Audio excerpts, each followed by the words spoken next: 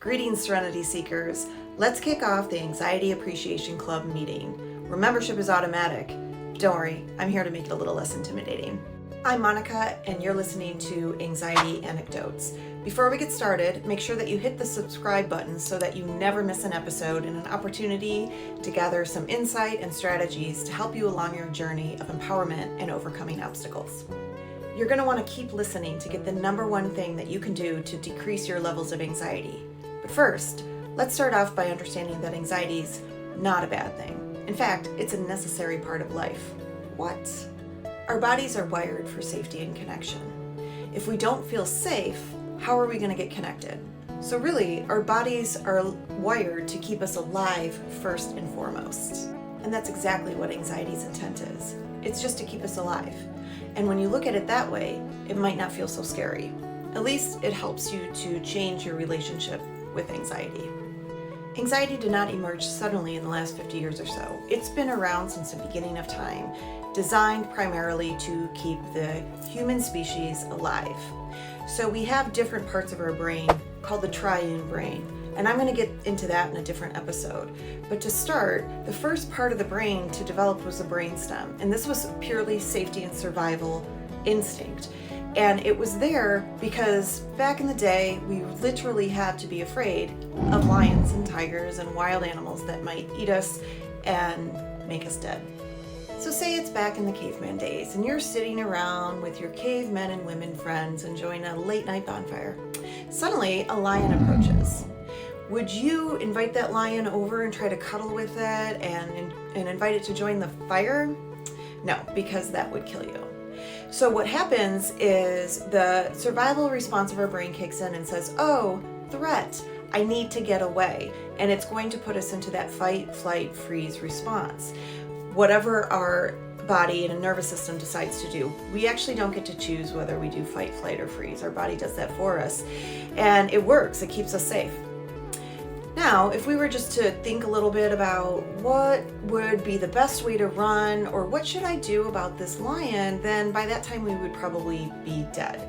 So anxiety actually does cut off any supply of any other thought that you can have because it wants to put online this little part of our brain called the amygdala, which is a fire alarm center of our brain. It says, get out, danger. When you're in a state of survival, the brain actually becomes the enemy because it shuts down all that thought and everything goes to the body and says, this is what we need to do to keep us alive. So see, anxiety not a bad thing. All right, yeah, we don't really have lions and tigers around us probably right now, but stay with me. Okay, so let's get back to present day, and I'm going to give you an example of why anxiety is a good thing. You're driving around the highway at a speed of 70 miles per hour, when suddenly a car going way faster than that just cuts you off. Anxiety tells you to get out of the way. You either put on your brakes or you veer the other way because it puts your body into a fight, flight, flee response to keep you safe.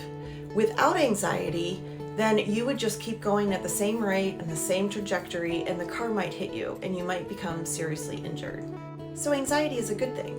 If you got rid of anxiety, you would find yourself in some really unsafe predicaments and probably get into some trouble or get hurt, which is the opposite of what anxiety is trying to do. We tell ourselves that we want to live a life free of anxiety, but what we really mean is that we want to live a life free of constant worry and paralysis that keep us from doing the things that are not going to cause harm to us. So why am I telling you this? Because I think it's important to stop telling ourselves that we need to get rid of anxiety to live an empowered life. You don't. What we need to do is learn how to recognize and understand and manage our particular shade of anxiety so that we can live an empowered life alongside anxiety. You never have to get rid of anxiety. In fact, you never will. In fact, you never want to. Okay, so we've established that anxiety is a good thing. Necessary, in fact. I know what you're thinking. This lady is wackadoodle. Like, I get that anxiety is a good thing, but I have it all the time. Like, nothing is going to threaten my life at my niece's 3-year-old birthday party. All right, so here's what's important to understand, and here's the difference between stress and anxiety. Anxiety only becomes an issue when your body stays in that survival state after the threat has passed. If it's just stress, Then after the threat has passed, your body is able to go back into a homeostasis, meaning that it's in a calmer state. So let's say you have anxiety about an upcoming exam that you have to take. After you take the exam, the anxiety goes away. That's normal stress. But if you take the exam and that anxiety response is still very activated, because now all you do is you keep thinking about, what did I get on the test? And if I didn't get something good on the test, then that's a terrible thing and I'm not going to be successful in life. And after you have taken the exam, that anxiety level is still up there. That's when anxiety becomes more of an issue. The perceived threat has passed, yet your nervous system is still telling you that there's a threat around you, so it keeps you activated in that survival response.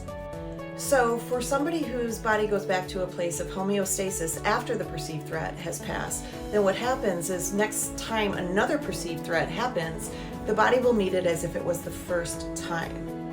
This is different for somebody whose body does not go back to that homeostasis. What happens then is that you're activated, another perceived threat comes along, and it goes on top of that anxiety that you already have. And if you don't bring your body down, then the next perceived threat. And now it's like your system is pushing against each other, and it's very difficult to get back to that place of homeostasis. And that's why anxiety can get out of hand and turn into an anxiety disorder. Okay, the moment you've been waiting for. Let's talk about the number one thing that you can do to help your anxiety. And you don't even have to be conscious to do it. It's sleep. Yeah, there are a lot of other things that you can do to help with anxiety, but sleep, and good sleep, I'm talking REM sleep, REM sleep, not the band. That deep sleep that you get rejuvenates the brain. Let me explain. Sleep is crucial for things like focus, problem solving, and decision making. When you have a good night's rest, you are able to approach the day's challenges with a clear mind. Sleep also helps with emotion regulation, meaning more stable moods. Sleep also regulates the stress hormone cortisol. Not enough sleep, stress hormone goes up. And then there's memory. Sleep helps to consolidate memories while you are asleep, meaning that when you are awake, you may have a better perspective on things, which also means you have a better ability to process stressful situations. Basically, sleep is like lifting weights for the brain. It builds and maintains muscle. It is really important for you to start to pay attention to your own telltale signs of anxiety. For me, when I start to get anxious, my lips start to get numb. And I know that I need to do something to manage that before my whole face starts to get numb. I got butterflies in my stomach, and it leads into an anxiety attack. Some people, their heart starts racing, they start sweating. Whatever it is for you, paying attention to that will help you to understand yourself a little bit more. And remember, anxiety is not a one-size-fits-all. It comes in many different forms, and it presents differently in different people. You can have generalized anxiety disorder, social anxiety and phobias, OCD, which is obsessive compulsive disorder, and other forms of anxiety, which we'll get into in later episodes. Anxiety is complex, but it's part of the human experience. It's not a sign of weakness or a flaw in character. It's a real mental health thing. And the more that we talk about it, the more that we destigmatize it. Let's navigate this maze of self-doubt together. Again, my name is Monica, and this is Anxiety Anecdotes. Until next time, stay curious, stay compassionate, and remember, every story has its meaning, including yours.